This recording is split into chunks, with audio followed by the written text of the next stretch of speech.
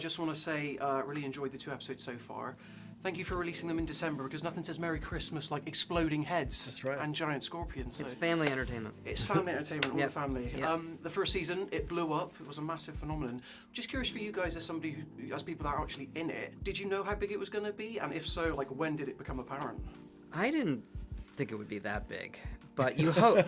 No, I mean, I don't know. You tell me. You've been in that business, and you just hope that you can make something that you feel is authentic to the world and that we love, and then cross your fingers like that there's an audience out there who loves it as well, and that audience turned out to be really big. Everyone I speak to. Yeah, well, not my first rodeo in terms of adaptations. I'd worked on comic book movies kind of from the beginning of the latter day explosion of comic book movies. And so you're aware of how many fans are out there. If you get it right, if you treat it with respect and love. I think when it came to games, the amount of people who play these games, like I don't go anywhere with anyone who gets more respectful love than Todd. Just show up places and people just kind of wander over like, Todd, something to me. You get a sense for how many people not only play these games, but love these games. And I think your relationship, I sort of studied and fascinated by the difference between the relationship that people have with films and television. Games adds a whole new dimension to that, because a game is something, especially Todd's games, are ones that you take full control and ownership of. So you have this very intimate relationship with these worlds. So I was delighted by the reception, but not surprised by it. You know, these games have been around for a very long time for very good reason. Well, thank you so much for not fucking it up. On to season 2. You're welcome. The opening of episode 2 broke my absolute heart, and it really put into focus for me that something that Fallout, the TV show, does well are these pre-title sequences that really grip you. Like, oh my god, I'm in, I'm locked into this episode. I don't know what I'm going to get from this pre-titles, but I know that I'm in. Are they hard to sort of like have that effect? It's funny, you think about, well, what's the point in adapting these games? The games are so beautiful, they're so complete. In many ways, they have so many more dimensions than a television series ever could. But we discovered it was something I'd never even really thought about until we got into developing the first season with Geneva and Graham, the idea of flashbacks.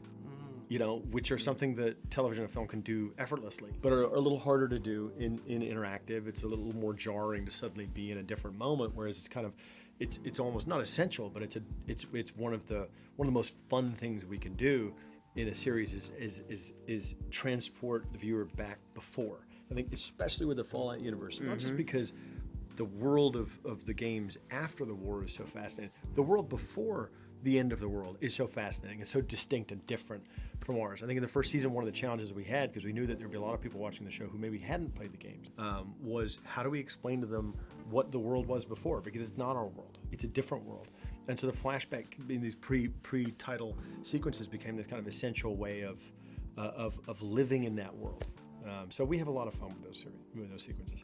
They don't over-explain, right? They just jump you right into it, and you're like picking up. I think the opening, I love the opening of season 2, obviously. I think the opening of season 1, I'm a little biased, but like, thank him. I think it is as close to perfection, the opening scene of like the whole series, because you're inviting people into this world, and you're like, this looks familiar. Oh wait, this is different. And then just the way it layers in, this is the world we're in. Now it's, we're gonna drop the bombs. And I don't know how much you've seen. Seen the first 3 episodes, so. I mean, the opening of 3 is one of my favorites also. Well, speaking of cool, quirky characters, obviously you never know what you're going to get. I feel like the popularity of this show, I mean, I saw Brian Thompson in one of the episodes, Shao Kahn from Mortal Kombat Annihilation. You've got like a video game reference there. Don't know if anybody picked up on that, but you must have actors just bashing your door down to try and like be on this show. So is there anybody left on your bucket list? And who's going to play Preston Garvey? Another settlement has sent word that they need our help. Well, yes, a lot of the, actually Jonah can speak to it.